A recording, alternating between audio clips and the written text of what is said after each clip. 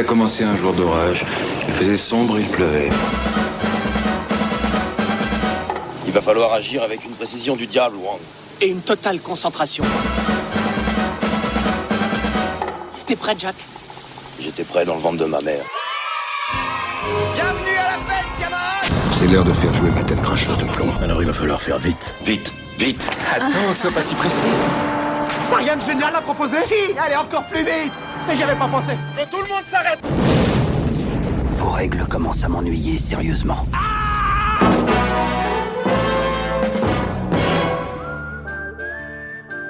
Salut à toutes et à tous et bienvenue dans ce nouveau numéro de Retour à l'écran express. Un épisode un peu spécial sous forme d'hommage au plus célèbre duo du cinéma populaire italien et à l'un de leurs films les plus mythiques. Je veux bien sûr parler de On l'appelle Trinita avec Terence Hill et Bud Spencer. Des rigolos comme toi, j'en ai rencontré des tas. Ils ont une croix sur le ventre avec leur nom marqué dessus. Et pèle le tien qu'on fasse pas de faute. On m'appelle Trinita, la main droite du diable. On dit que tu tires plus vite que tu respires. Ah oui, je tire la bouche ouverte. Sorti en France le 21 juillet 1971, ce film désormais culte symbolise également la renaissance d'un genre, à l'époque à bout de souffle, le fameux western spaghetti. Une renaissance faite grâce au virage salutaire du genre vers la comédie. Je le louperai pas. À la première occasion, je lui règle son compte au fils de cette vieille pute.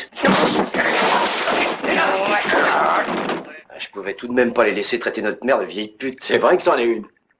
Oui, mais pas si vieille que ça. Alors On l'appelle Trinita, ça parle de quoi ? C'est l'histoire de deux frères que tout sépare.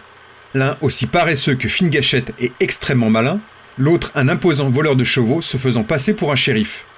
Ensemble, ils vont repousser les assauts de bandits mexicains qui souhaitent attaquer une colonie de Mormons. J'aimerais que vous vous occupiez du shérif et de son adjoint. Leur zèle commence sérieusement à m'incommoder. Vous pouvez déjà élire un nouveau shérif et un nouvel adjoint. Je le ferai. On l'appelle Trinita n'est pas le premier film qui réunit le duo, mais le 4e. Bud Spencer et Terence Hill avaient en effet déjà tourné ensemble dans 3 autres western spaghetti, Dieu pardonne, moi pas en 1967, Les 4 de l'Ave Maria en 1968 et Les Collines des Bottes l'année d'après, tous 3 dirigés par Giuseppe Colizzi. Mais c'est avec Trinita que leur carrière va véritablement décoller. Qui sont ces hommes, frère? D'après leur apparence, je dirais que ce sont des voyageurs épuisés par un long voyage. Et plutôt 2 tueurs en cavale traversant le désert. Le Seigneur aussi a traversé le désert. Mais lui, il avait pas les Rangers au cul. Terence Hill, de son vrai nom Mario Girotti, débute au cinéma à l'âge de 12 ans grâce à Dino Risi, qui lui offre une petite apparition dans Vacanze con Gangster en 1951. Déjà fort d'un physique plutôt avantageux, Girotti va dès lors arpenter les plateaux de Cinecittà, enchaînant nombre de petits rôles. Mais c'est sa participation au Guépard de Luchino Visconti en 1963 qui le révèle au grand public. Après quelques films tournés en Allemagne, il est engagé en 1967 pour jouer aux côtés de Carlo Pedersoli, alias Bud Spencer, dans le fameux Dieu pardonne, moi pas. Pour mieux exporter les productions transalpines de l'époque, la règle veut que chaque acteur prenne un pseudonyme aux accents anglo-saxons. D'où vous vient ce nom de Hill ? Vous êtes italien au départ. À l'époque, il fallait que chacun change de nom pour avoir l'air 100% américain. Pas seulement les acteurs, mais les directeurs, les metteurs en scène, les maquilleurs, vraiment tout le monde, toute l'équipe qui faisait le tournage devait avoir des allures américaines. Le réalisateur m'a donné 24 heures pour me trouver un nouveau nom. Il fallait le faire très vite. On pensait que le film serait un succès. Il fallait donc pousser l'acteur. Et vraiment, je ne savais pas quoi faire. Et il se trouvait qu'à l'époque, je venais de me marier. Je m'étais marié la veille même. Et on devait se marier d'ailleurs le lendemain, pardon. Donc je me suis appelé Hill, je prends ton nom et je dis à ma femme, et le nom Terence, le prénom Terence, eh bien c'est un livre qui m'a donné l'idée, il y avait de Terenzio. Le véritable nom de Bud Spencer est donc Carlo Pedersoli. Né à Naples, il émigre avec sa famille à Rome au début des années 40, mais doit quitter l'Italie pour l'Amérique du Sud quelques années plus tard à cause de la ruine qu'a provoqué la guerre sur les affaires familiales. Au début des années 50, il revient en Italie et entame une brillante carrière de nageur professionnel au sein du club nautique de la Lazio, pendant laquelle il remportera de nombreux titres. Son physique imposant lui ouvre rapidement les portes de Cinecittà et comme son futur compère, Spencer enchaîne les petits rôles. Les deux hommes vont donc se rencontrer pour la première fois en 1967 sur le plateau de Dieu pardonne, moi pas par un pur hasard. Au départ, en effet, Bud Spencer devait partager l'affiche de ce film avec Pietro Martellanza.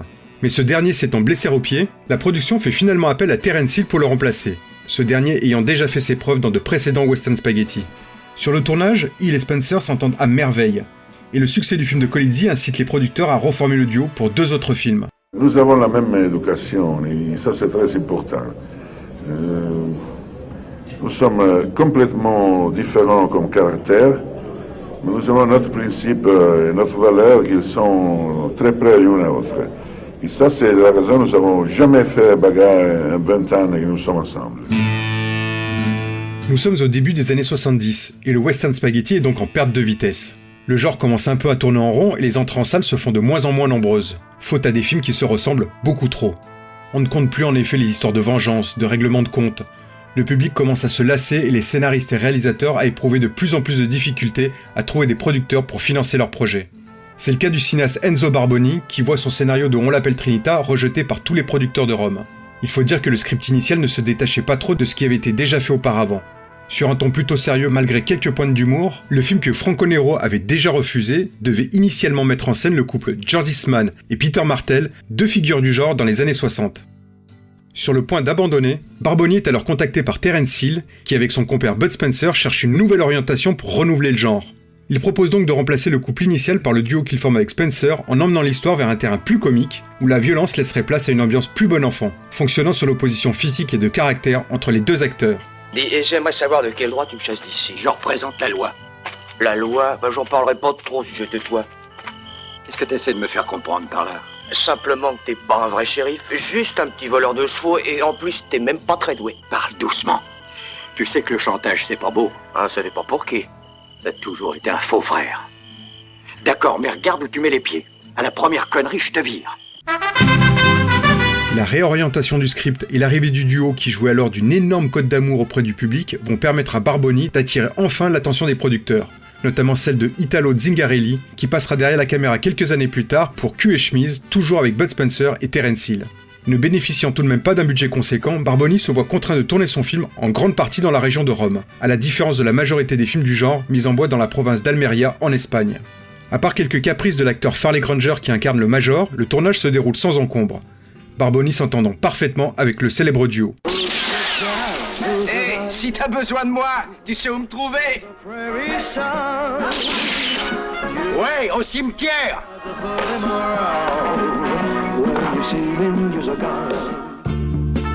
On l'appelle Trinita sort en Italie le 22 décembre 1970 et c'est un véritable raz-de-marée. Le public envahit les salles à tel point que le film restera très longtemps en tête des plus gros succès du cinéma transalpin. En France, Trinita sort le 21 juillet 1971 et connaît ici aussi un très grand succès avec plus de 2 600 000 entrées.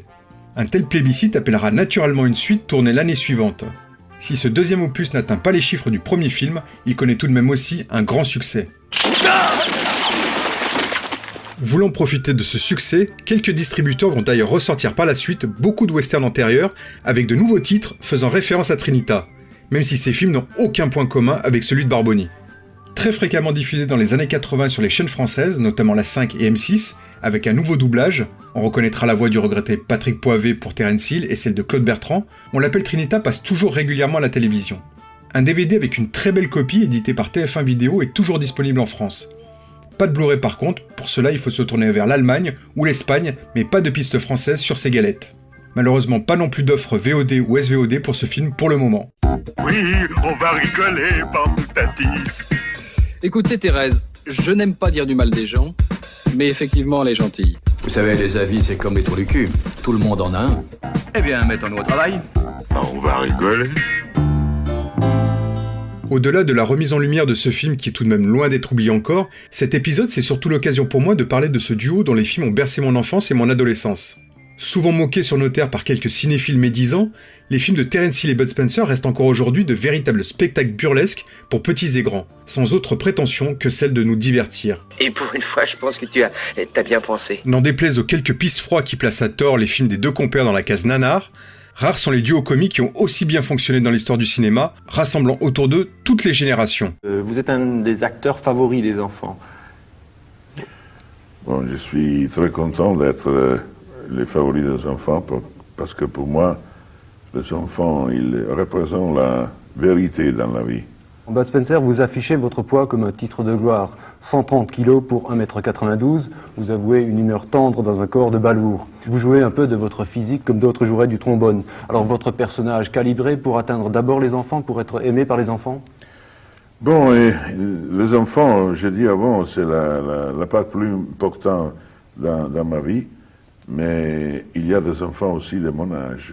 C'est-à-dire que je suis un enfant en cœur et je serai pour toute ma vie. Parce que la recherche de la vérité, je l'ai rencontrée dans ma vie seulement dans les enfants. Le style comique à la mode cartoon inauguré avec Trinita, où les bagarres remplacent les fusillades, deviendra la norme de tous les films du duo dépassant le genre du western spaghetti. Gag et bagarre seront donc le cocktail gagnant qui fera le succès de leur film. Parmi les plus réussis, on peut citer Père et Impair, Salut l'ami adieu le trésor ou Deux super flics. Taille. Mes ongles. Non, tes mesures. Extra large. Un dernier petit mot tout de même sur Trinita. Au-delà de tout ce que j'ai déjà souligné auparavant, il reste à mes yeux un western spaghetti majeur, surpassant bon nombre de films du genre et parvenant surtout à fédérer autour de lui les plus réfractaires au genre. Alors, qu'est-ce que vous avez à dire? Vous me prenez un peu de court, mais je pense que ça n'est qu'un entracte. Ah oui. Non, Major, la séance est terminée. Mais on peut vous donner un supplément de programme.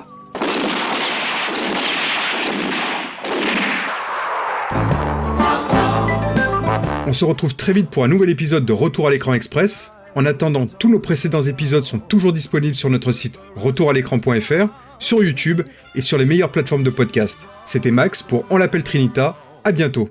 Si je devais résumer ma vie aujourd'hui avec vous, je dirais que c'est d'abord des rencontres. C'est vrai que je ne vis que pour le cinéma. Pour être aimé, il faut être aimable. Vous voulez un chocolat? C'était pas ma guerre. Back and full force. Quelle est votre devise? Je m'appelle Bond. James Bond. Vous délirez totalement là. C'est ça qui permet de voyager à travers le temps. La vie a plus d'imagination que nous. J'espère que je ne vous apprends rien. Vous êtes un mélancolique. Mélancolique, mon cul.